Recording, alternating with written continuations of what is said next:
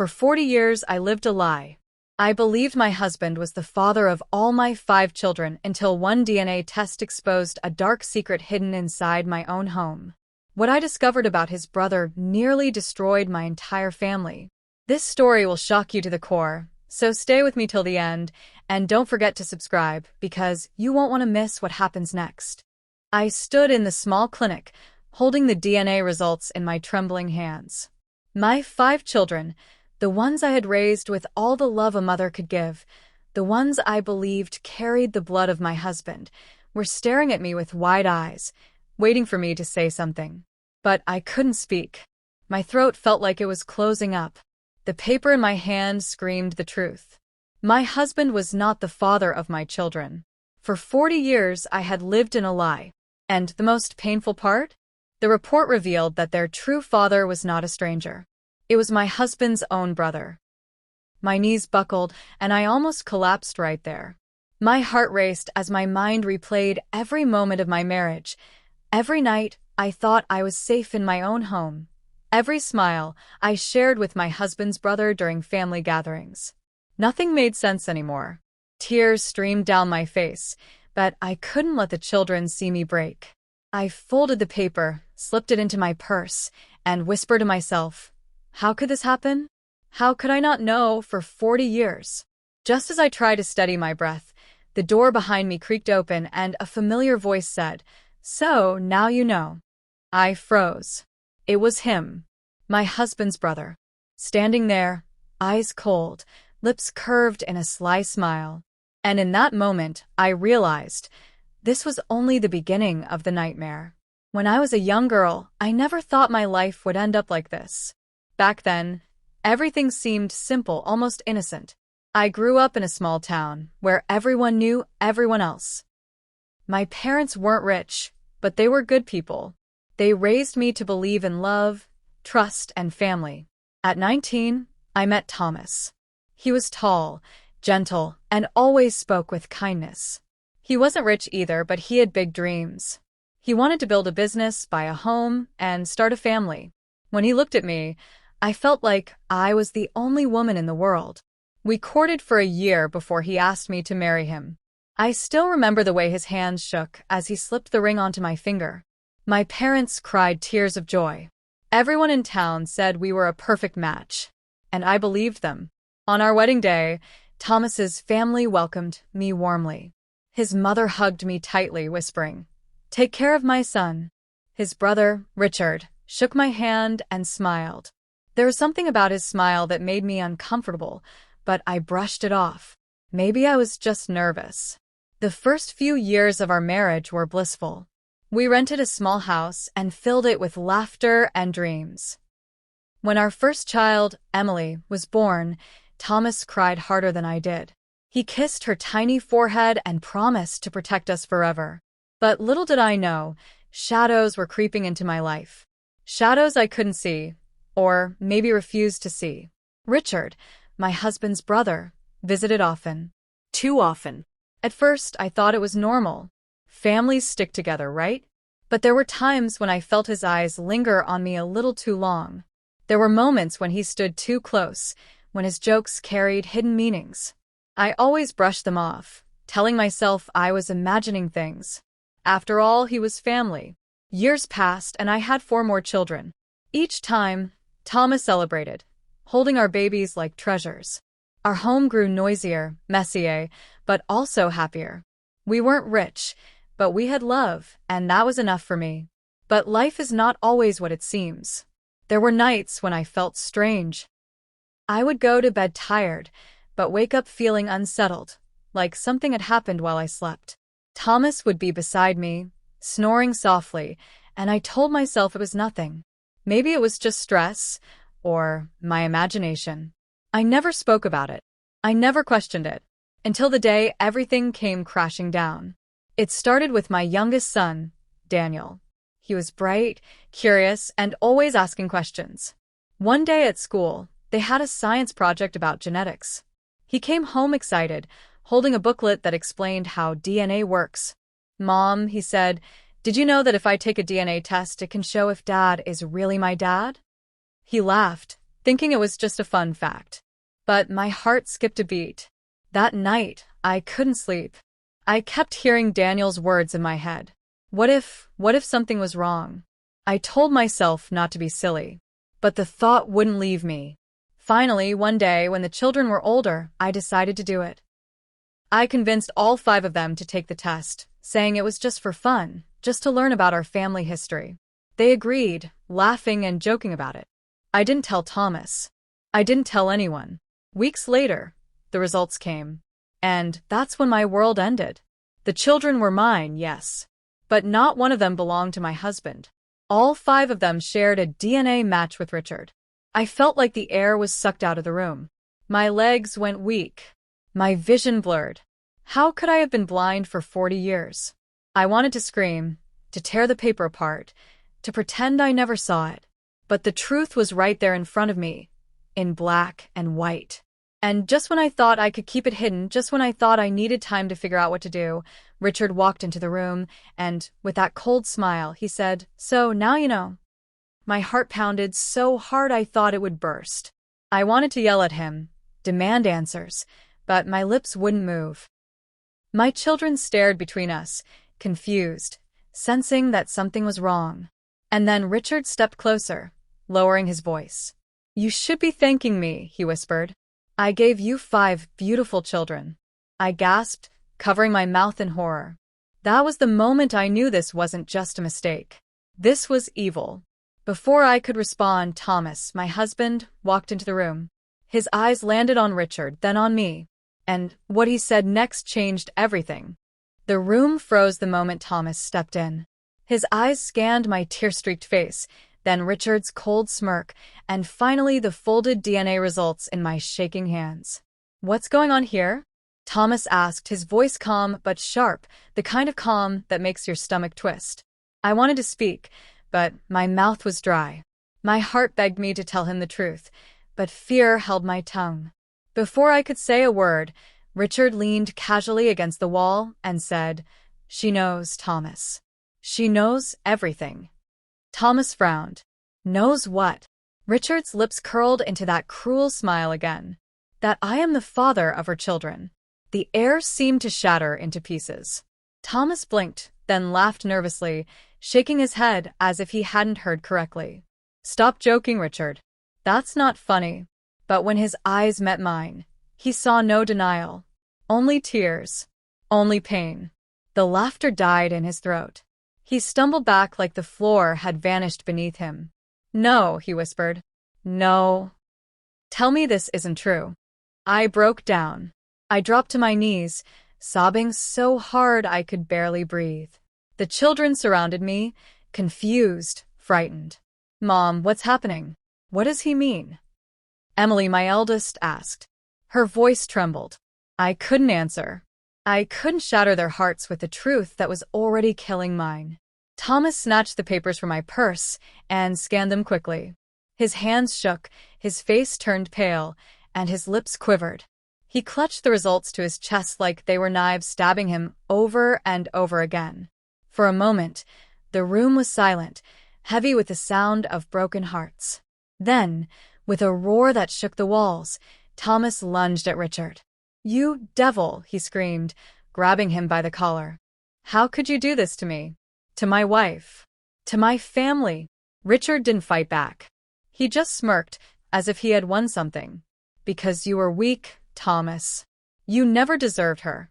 She needed a real man, and I gave her what you couldn't." I screamed, "Stop it. Stop it, both of you."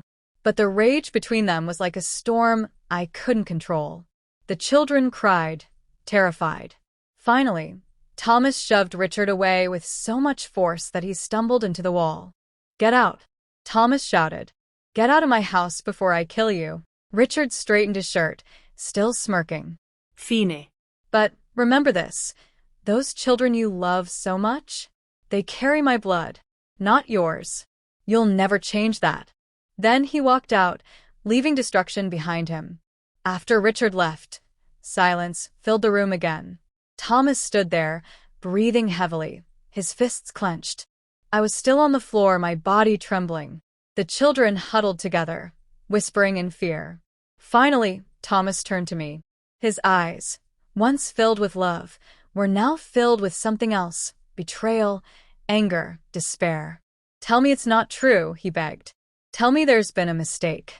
I shook my head slowly, tears streaming down. "I didn't know, Thomas.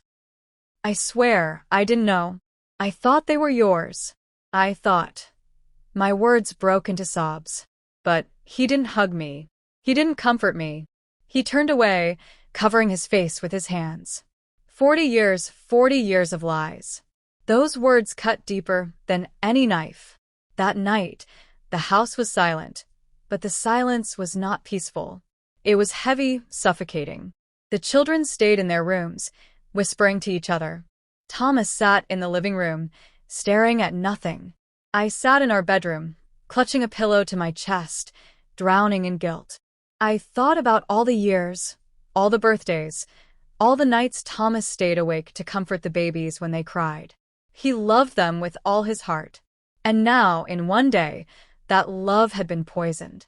I thought about Richard's words, his smile, his boldness, and a terrible question kept haunting me. How did this happen without me knowing? Memories I had buried for years began to resurface. The strange nights when I felt unsettled. The mornings when I woke up with confusion, telling myself it was just a dream. Richard's too frequent visits. The way he sometimes stared at me when he thought no one noticed. Pieces of the puzzle started to come together. And the picture it painted was terrifying. The next morning, Thomas finally spoke. His voice was low, almost broken. "I want the children retested," he said. "We'll go to another lab. Maybe this is a mistake." I wanted to hope, but deep down, I knew the truth wouldn't change. Still, I agreed. We had the children tested again, this time at a larger hospital. The results came back days later. And once again, the truth was the same. Richard was the biological father of all 5 children. When Thomas saw the results, something inside him snapped. He tore the papers apart, screaming, "No, this can't be my life."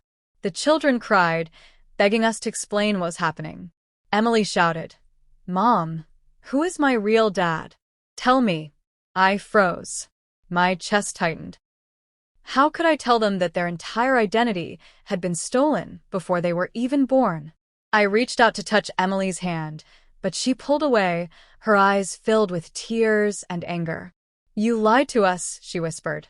"All of you lied to us." Her words broke me in ways I can't explain.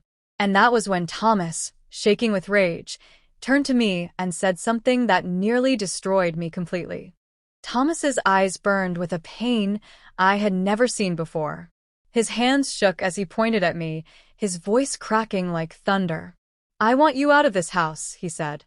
"I can't even look at you anymore. For 40 years, I thought I was a father. For 40 years, I gave everything to children who were never mine. And you," his voice broke, tears spilling down his face, "you let me live in this lie." The children gasped. Emily screamed, "Dad, no, don't say that." But Thomas wasn't listening. His chest rose and fell with fury, his face twisted with grief. "You've ruined my life, Sarah," he spat. "You've ruined everything." I fell to my knees, clutching at his legs, begging, "Please, Thomas, please don't do this. I swear I didn't know. I never wanted this. I thought they were yours." But he pulled away from me, his eyes cold, his heart shattered. The children began to cry, all of them at once, their voices blending into a chorus of pain. Daniel, the youngest, clung to Thomas's arm. "Daddy, please don't leave us. You're still our dad. Please."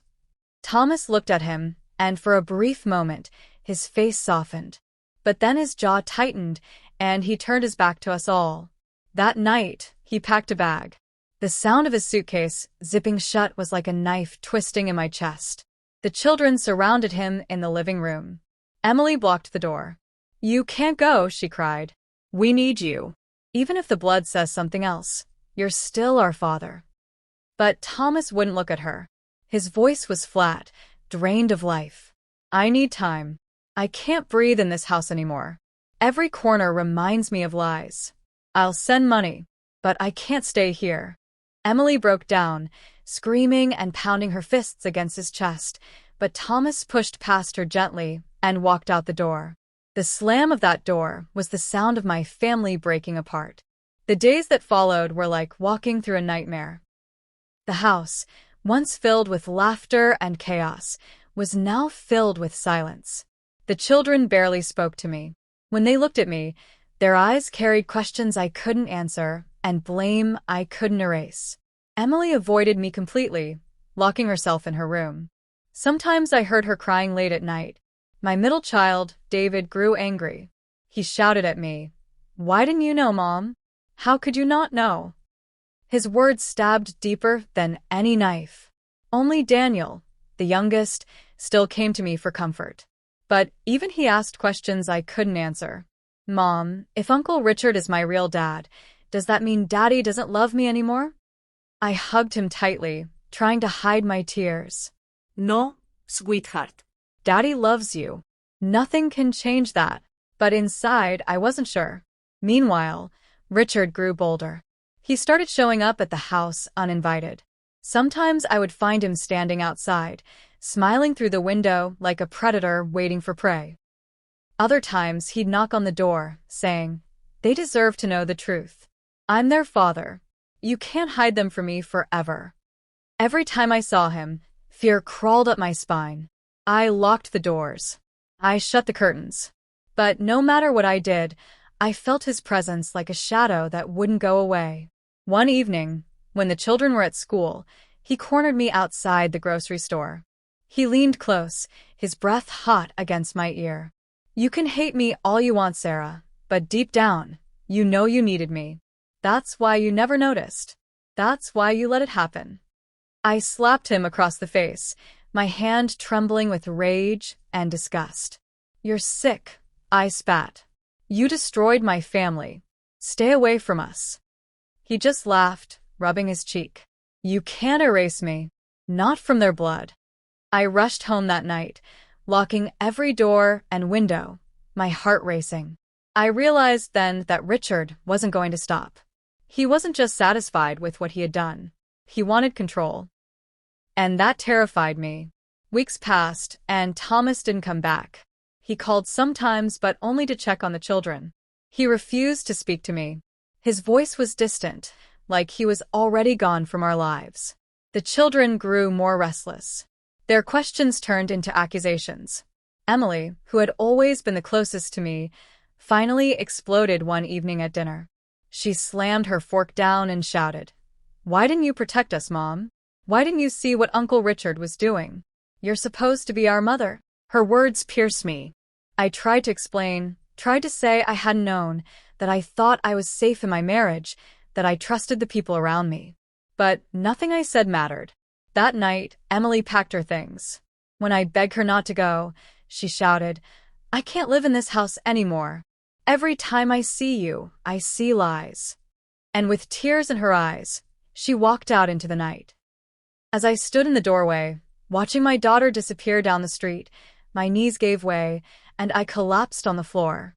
My heart shattered into pieces I could never put back together. And that's when I heard it. A knock at the door. Slow. Heavy. I crawled to the window and peeked outside. It was Richard, standing there in the dark, his smile glinting in the faint light. And this time, he wasn't alone. The knock grew louder, echoing through the house like a warning bell. My hands shook as I pulled the curtain back just a little. Richard was standing on the porch, his smile as cruel as ever. But this time, he wasn't alone. Beside him stood a tall man in a dark coat, his face partly hidden in the shadows. I couldn't recognize him, but the way he crossed his arms and scanned the house made my stomach twist with dread. "Sarah?" Richard called through the door, his voice calm but menacing. "Open up. We need to talk." I pressed my back against the wall, my heart pounding so loudly I thought it would wake the children. They were upstairs, probably asleep, or maybe awake, listening, sensing something was wrong. I whispered to myself, "Don't open it. Don't open it." But Richard didn't leave. He knocked again, harder this time.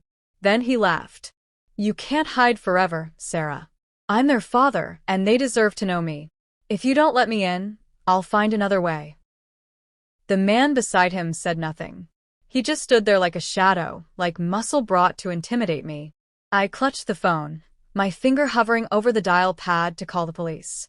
But fear froze me. What if they didn't believe me? What if they told me it was just a family matter? What if Richard twisted the truth, the way he always did? Minutes passed, but it felt like hours. Finally, Richard leaned closer to the door and whispered so low I almost didn't hear him. You'll see me again. And when I come back, you won't be able to stop me. Then, just like that, he turned and walked away into the night, the tall stranger following behind him. I collapsed onto the floor, my whole body shaking. Tears streamed down my face. I had never felt so trapped, so helpless. The next morning, I tried to act normal for the children, but my eyes were swollen from crying. Emily still hadn't come home. The younger ones ate quietly, pushing their food around their plates. David broke the silence. Mom, Uncle Richard was here last night, wasn't he? I froze. How do you know? I heard his voice, David said, his jaw clenched. What does he want? Why won't he leave us alone? I didn't know what to say. I wanted to protect them, but how could I protect them from a truth that was already tearing us apart? Before I could answer, Daniel spoke softly. Is he really our dad? The words stabbed me right through the heart. I put down my fork and buried my face in my hands. No, he whispered. He is not your father. Thomas is. He raised you. He loves you. That's what makes a father. But even as I said the words, doubt hung in the air like a storm cloud. That afternoon, Thomas finally called. His voice was heavy, tired. How are the kids? He asked, but not once did he ask about me. I hesitated, then said, they're struggling. Emily left. She hasn't come back. There was a long silence on the line. Finally, Thomas whispered, I don't know if I can ever forgive you, Sarah. But I can't let Richard take them. Whatever happens between us, promise me you'll protect the children. Tears welled in my eyes. I promise. But how could I keep a promise like that when Richard seemed unstoppable? That night, I couldn't sleep. Every sound outside made me jump. Every shadow in the corner of the room made me think of Richard's smile. Around midnight, I heard a noise outside. My blood ran cold. I tiptoed to the window and pulled the curtain back just enough to see. A figure stood in the yard. It was Richard. Alone this time. He was staring directly at the house, his face lit faintly by the moon. He didn't move. He didn't knock. He just stood there, watching. I gasped and stumbled backward, nearly tripping over the rug. My heart thundered in my chest. For what felt like an eternity, he didn't move. Then, slowly, he lifted his hand and pointed directly at my bedroom window. My breath caught in my throat. And then he mouthed 3 words that froze the blood in my veins. You are mine. I froze in place, my breath catching in my throat as Richard's voice slithered through the night like a snake. You are mine. For a moment, the world seemed to stop. My heart pounded so violently I thought it might burst out of my chest. My legs wanted to give way, but somehow I forced myself to pull the curtains shut. My hands shook so badly, I nearly tore them from the rail. Every shadow outside suddenly felt alive. Every creak of the house sounded like footsteps. I ran to the hallway, my bare feet slapping against the wooden floor. The children, my children, were scattered across their rooms, completely unaware of the storm brewing outside. I checked each one, kissing their foreheads, whispering, Mommy's here. You're safe. But inside, I knew safety was only an illusion. Richard wasn't going to stop until he had completely destroyed us.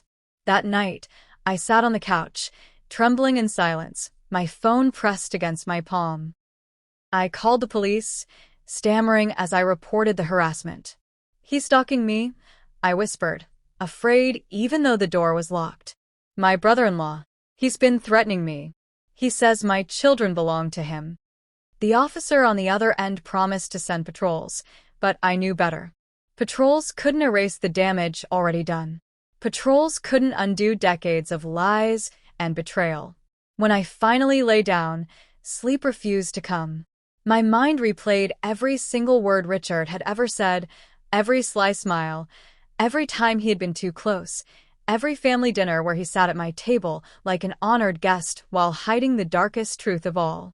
And now, after 40 years, he was trying to claim what was never his to begin with: my children, my peace, my very life. The next day was worse. Emily came home. She looked older than her years, her face pale, her eyes heavy with sleepless nights. She carried herself like someone who had just walked through fire.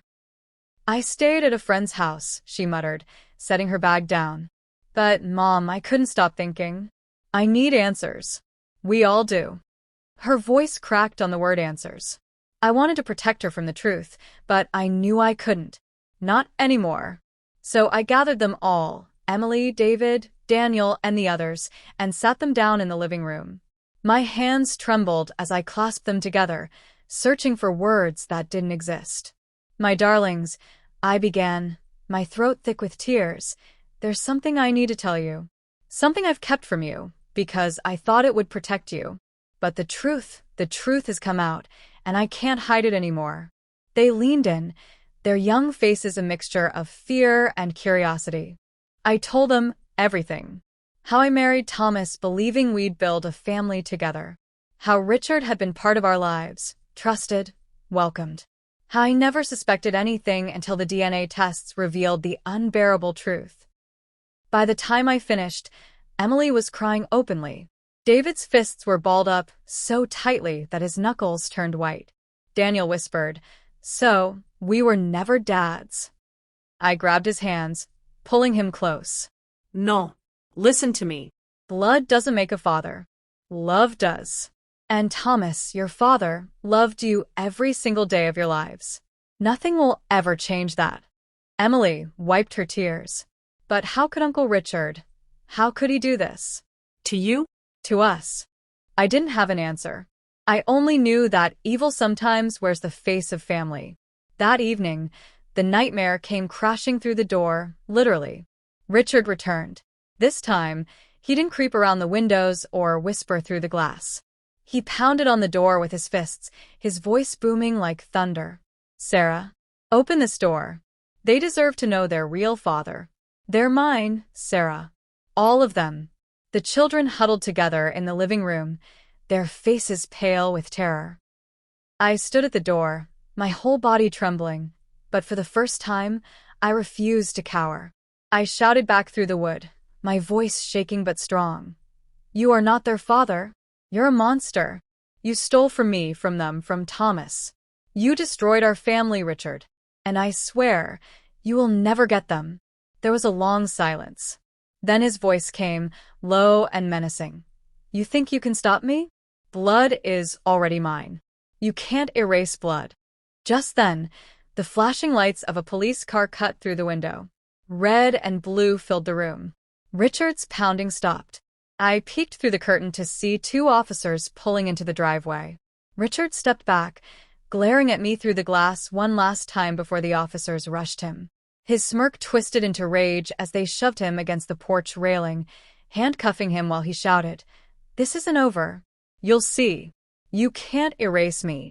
But for me, it was already over. The children clung to me as we watched him being dragged into the squad car. For the first time in months, I felt a flicker of hope. Days later, Thomas came back. He looked tired, older, broken in ways words couldn't describe. But when our children ran to him, their arms wrapping around his waist, he hugged them back tightly. Tears streamed down his cheeks as he whispered, "You're mine. No matter what anyone says, you're mine." He looked at me, his eyes full of pain but also something else, resolve. "Sarah, I don't know if I can ever forget what happened. But I know one thing. I will never abandon them. Never." Those words healed something in me that had been shattered. That night, as I tucked Daniel into bed, he looked up at me and whispered, "Mom, are we going to be okay?" I kissed his forehead, my tears dripping onto his hair. "Yes, my love. We're going to be okay. Because family isn't about DNA. Family is about love. And we have that. We have it more than ever." And for the first time in 40 years, I believed it. Richard may have stolen my past, but he would never take away our future. Lessons from the story.